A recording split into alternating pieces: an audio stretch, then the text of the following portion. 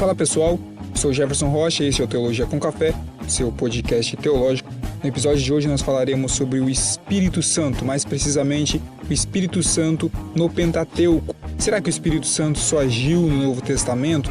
Onde ele estava no Antigo Testamento? Isso e muito mais no episódio de hoje.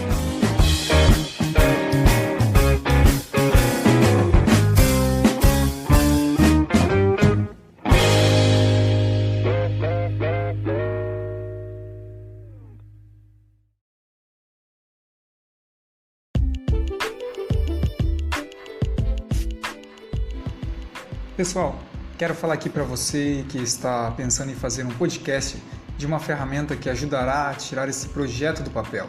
Já ouviu falar do Anchor? Se você nunca ouviu falar sobre o Anchor, é a maneira mais fácil de fazer um podcast. Deixe-me explicar. Primeiramente, o Anchor é gratuito, é isso mesmo.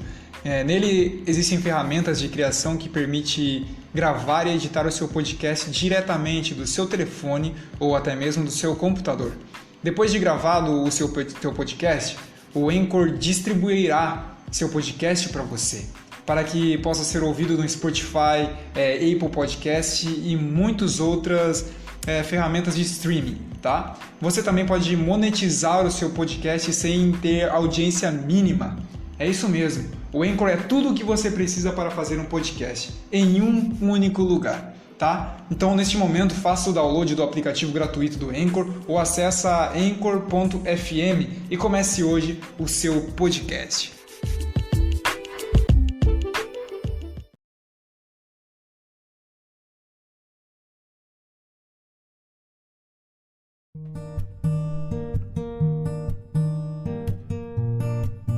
O Pentateuco ele é uma dádiva divina para toda a humanidade, como também aos cristãos. Ele, acima de tudo, é um fundamento para todos os livros que possui a Bíblia Sagrada, inclusive o nosso Novo Testamento. Contém ali histórias de orientação moral, de leis sobre Israel, sem a quais o próprio povo de Israel, a sua própria história, a sua religião em si, a própria existência, podemos dizer assim, não faria sentido algum. O cristianismo também, sem o Pentateuco, estaria assim sem uma base sólida, porque nós sabemos que o cristianismo nasceu de dentro do judaísmo.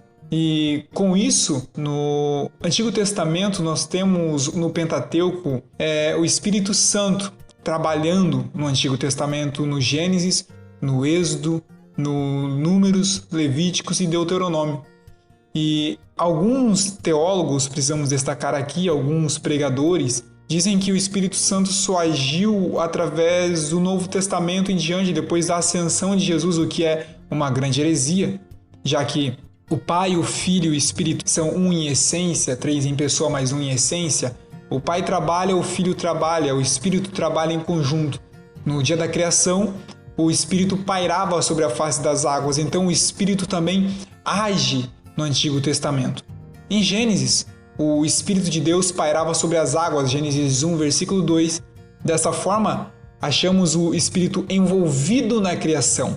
O Espírito Santo ele também operou em José, na vida do jovem José. Um fato que foi óbvio para Faraó, quando ele disse, a palavra nos diz o seguinte, lá no capítulo 41 de Gênesis. Disse Faraó aos seus oficiais, acharíamos porventura homem como este, em que há o Espírito de Deus? Embora o Espírito Santo não seja mencionado de outra forma em Gênesis, nós vemos em ação ao atrair os animais dos quatro cantos da terra para dentro da própria arca de Noé. Nós também percebemos a sua operação através da vida dos patriarcas. Ele protegeu os patriarcas e as suas famílias e assim os abençoou materialmente. Todo o tipo de dificuldades e situações impossíveis cercaram a família escolhida, tentando frustrar, onde possível, o cumprimento das promessas de Deus, um exemplo a Abraão. Porém, o Espírito de Deus resolveu, de maneira sobrenatural, cada um desses desafios. No livro do Êxodo, nós temos o óleo, que representa de forma simbólica o Espírito Santo. Por meio da unção do óleo, é um tipo de do Espírito Santo, o qual é utilizado para preparar tanto os fiéis como os sacerdotes para o culto divino. Nós vemos em Êxodo capítulo 30, versículo 31, O fruto do Espírito Santo está listado lá em Gálatas, capítulo 5, versículo 22 e 23. Uma listagem paralela também pode ser encontrada em Êxodo, capítulo 34, versículos 6 e 7, que descreve os atributos de Deus como compassivo, clemente, longânimo, bom, fiel e também perdoador.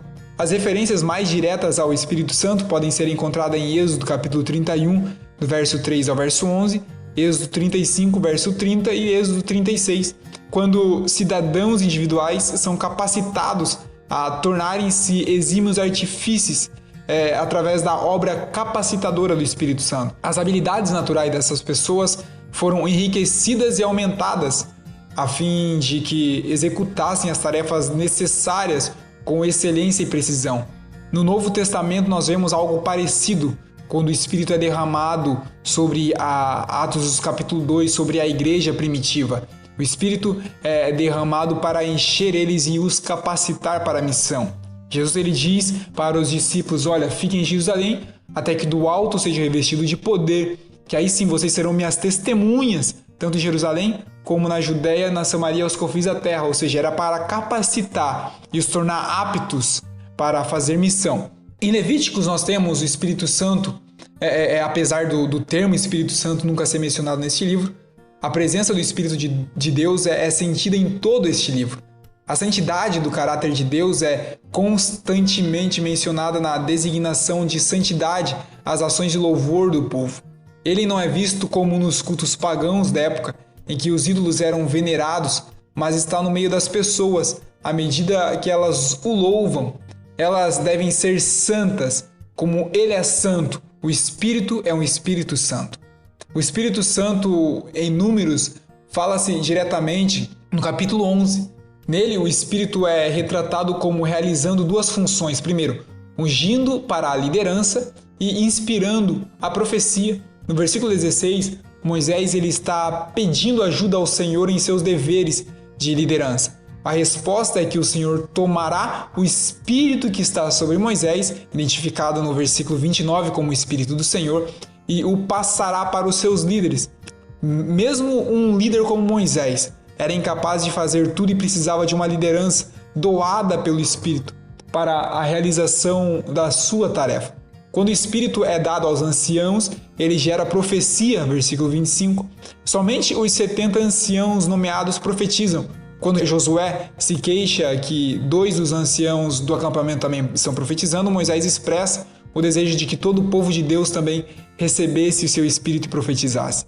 Essa esperança de Moisés é retomada no livro de Joel, capítulo 2, versículo 28 ao 32, e é definitivamente cumprida no dia de Pentecoste, quando o Espírito foi derramado e se tornou disponível a todos. Agora, como Paulo diz, não há grego, não há judeu, não há servo e não há livre, mas todos unidos, assim desfrutando do mesmo Espírito. Em Deuteronômio, nós vemos o tema unificador em toda a Bíblia, que é a atividade redentora de Deus.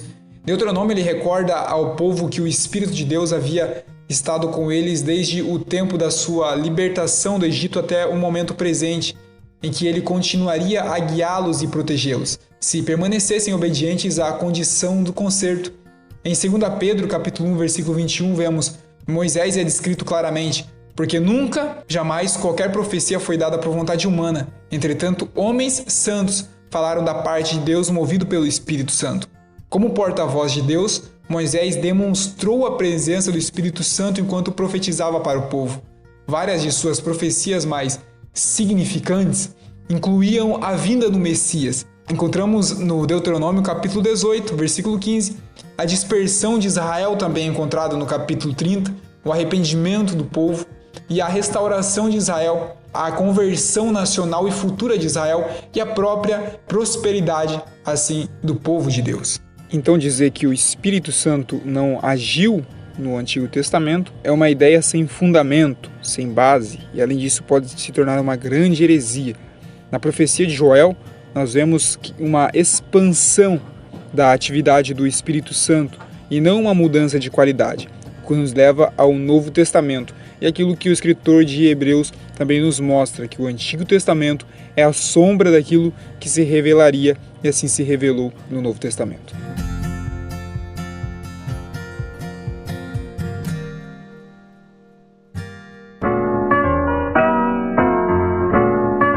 Então é isso, pessoal, este foi o episódio de hoje. Espero ter esclarecido algumas coisas para vocês. Se assim te ajudou e te ensinou alguma coisa que você não sabia, compartilhe com os seus amigos para que esses também aprendam contigo sobre o Pentateuco e o Espírito Santo agindo no Pentateuco. Siga-nos nas nossas redes sociais, no Instagram como Teologia com Café Oficial.